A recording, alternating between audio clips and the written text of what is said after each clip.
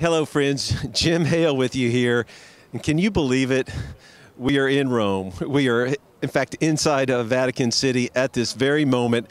You can get into Italy now with only a negative COVID test. So we just landed a couple of hours ago standing in front of St. Peter's at the golden hour. Wouldn't want to be anyplace else because Pope Francis just announced about a week ago that he was going to consecrate Russia and Ukraine to Our Lady, to Our Lady's Immaculate Heart. So this is really and truly happening as we seek a supernatural solution to all the horror that is going on right now in the world.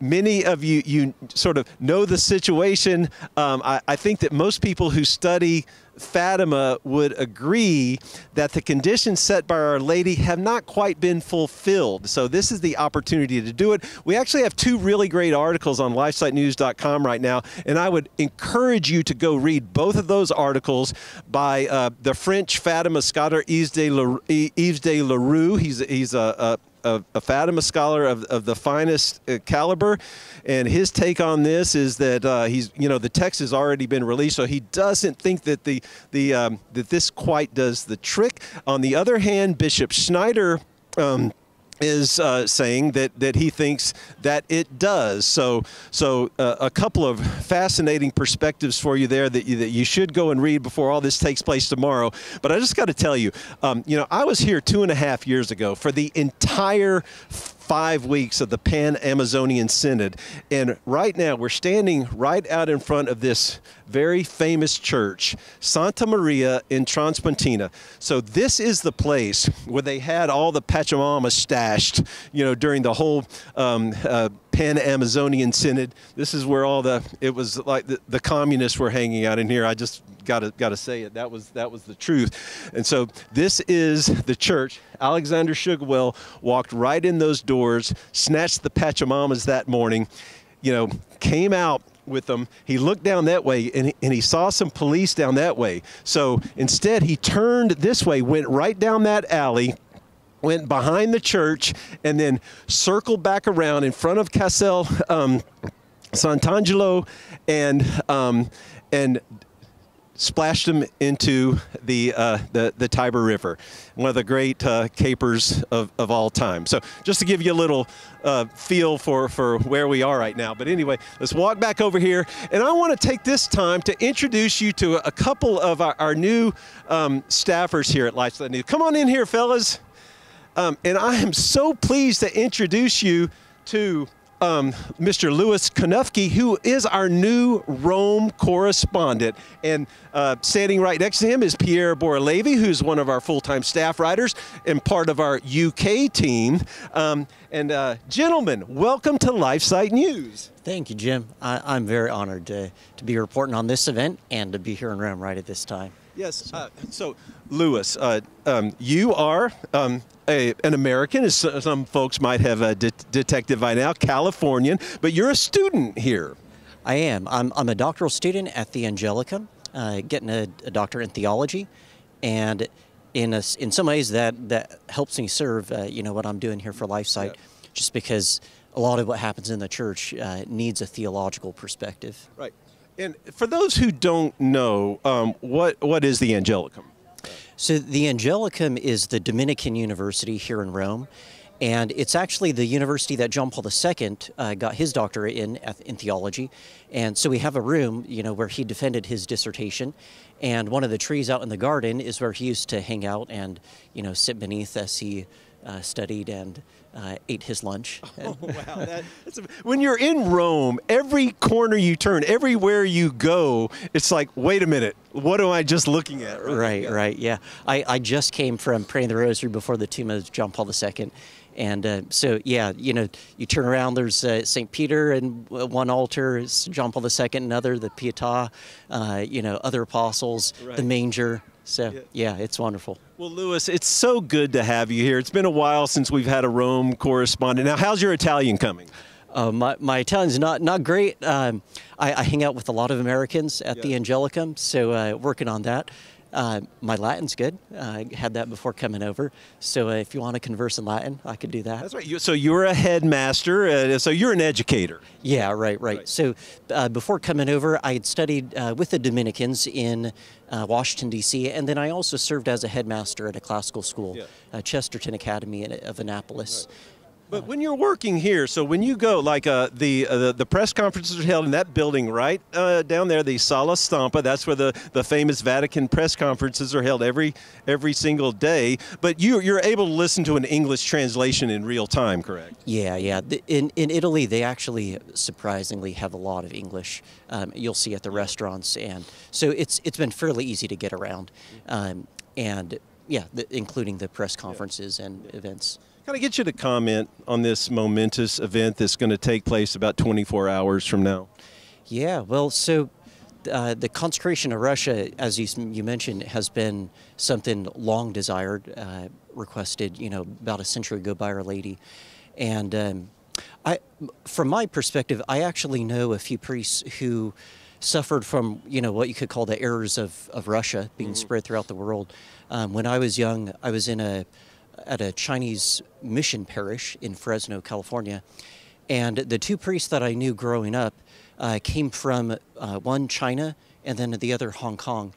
And so the first priest, Father Francis Chung, he saw the communist takeover. And so obviously this was, communism spreading from Russia into Asia. And in order to become a priest, he actually had to escape by canoe from China to Hong Kong and had to go into hiding in the seminary because he was being hunted by the Chinese police.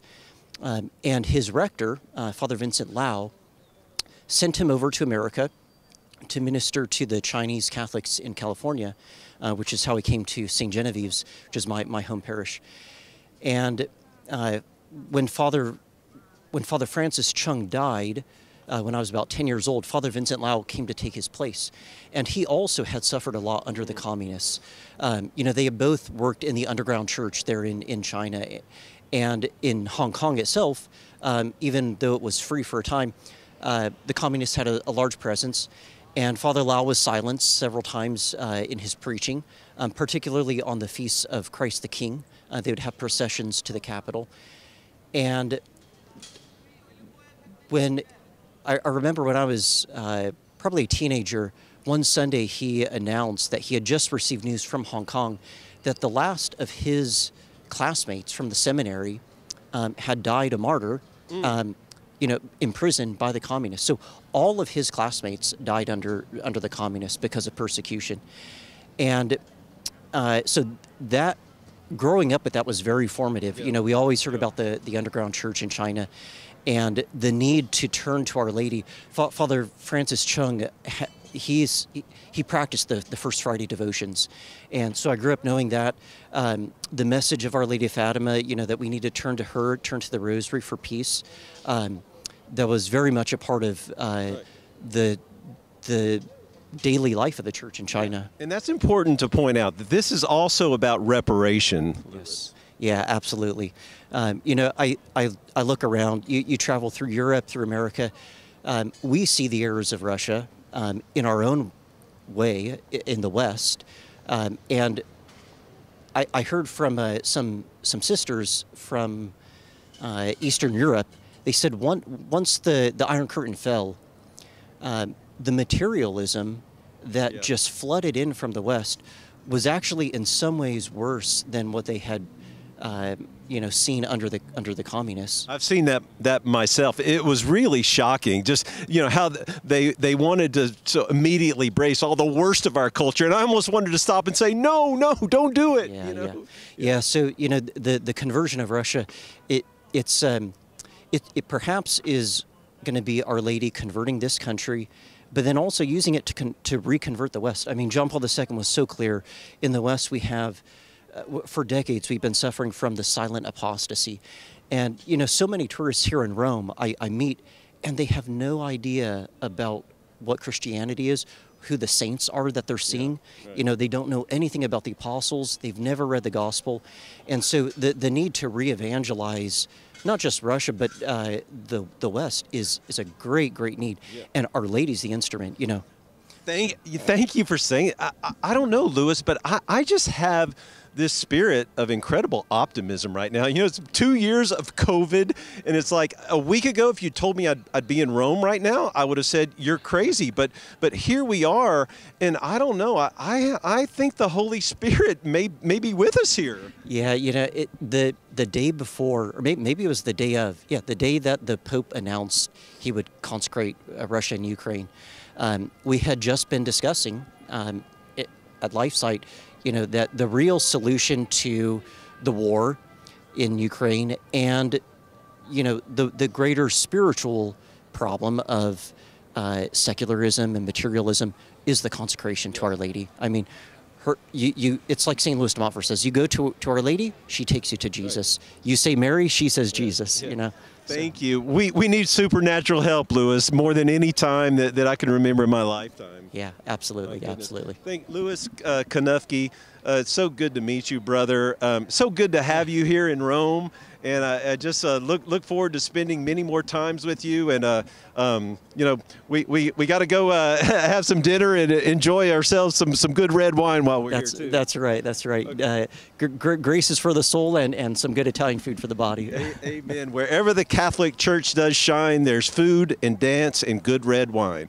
All right. Now, on that note, let's bring my buddy in here. Pierre Boralevi. We've actually had a couple of glasses of red wine, I got to admit, already today as soon as we landed. Pierre, I've gotten to know this young man in the last couple of hours.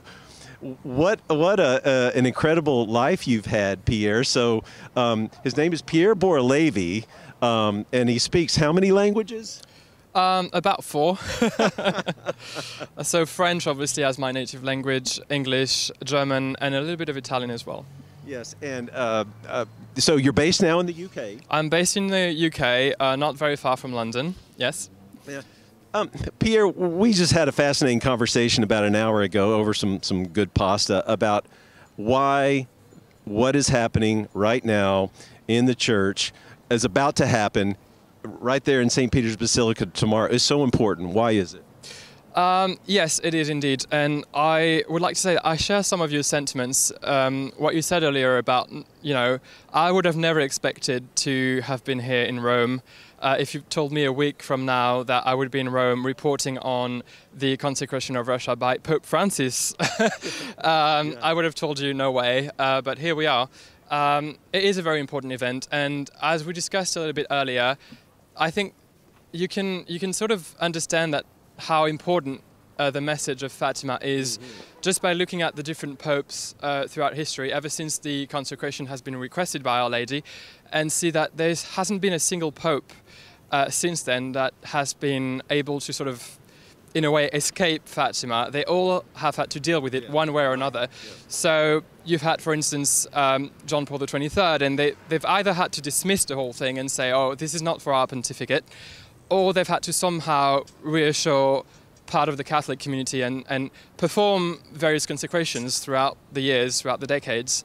And here we are with the new consecration. And I believe for the first time, not only is Russia going to be explicitly mentioned in the consecration, but also apparently most of the bishops of the world are going to take part in it. So there you go. Yes. And then, of course, there's two sides of the argument, right? So you've got people on the Yves de Lassou argument side that say, well, that's all very well, but obviously Pope Francis since then has sort of changed the content of the consecration. And so this, he said others. He said and others. He mentions humanity, which is obviously a much broader concept. And some people would argue that it really needs to be Russia explicitly and only, because only that way can it be quite clear that heaven is intervening directly. Because if a conversion of Russia does ensue from that consecration, then it becomes very obvious, even to the atheist person, that something is happening here. Whereas if it's the world, it's a little bit more vague.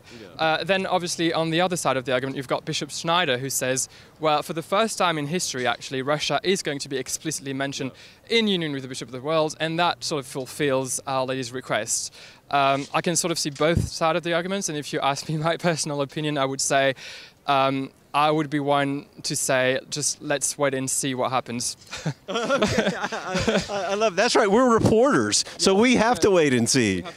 All right. Well, the anticipation in Rome right now is really high, and it's an exciting time to be here, because it just seems like we're in such a desperate situation, Pierre. So let's get supernatural about this. Exactly. And in a way, you can sort of see heaven. There's a unique opportunity here for Pope Francis to do the right thing, and for heaven to intervene, and hopefully that will happen. We'll see. Mm-hmm. Pierre, it's been such a joy to meet you just today. I feel like we're old friends. It's nice to have a guy like this, a sophisticated, educated European guy. He's running around town here with a Texan and a South Carolinian behind the camera over there. So he really enhances our profile, because he orders in Italian at the restaurants, and you get treated a little bit better. So thank you for teaching us. You're trying to help us out here, Pierre. So we appreciate it. Obviously, well, it's an honor to work for LifeSite and to have met you, Jim, for the first time since I've worked for LifeSite. Yes, indeed. Well, we can't wait to see you. 24 hours from now, it's all going to take place at St. Peter's Basilica. What a blessing it is to be here. And by the way, for all of those of you who are watching who are donors, thank you for making this possible. Thank you so much, because I would not want to be anywhere else in the world. So we're going to be right back here tomorrow, and we're going to be telling you everything that happened. We're going to capture it. We're going to get responses from people who witnessed it. So you know where to find us, LifeSiteNews.com. Reporting from Vatican City with Pierre Boralevi, Louis Knuffke, and Michael Hogan, I am Jim Hale, LifeSite News.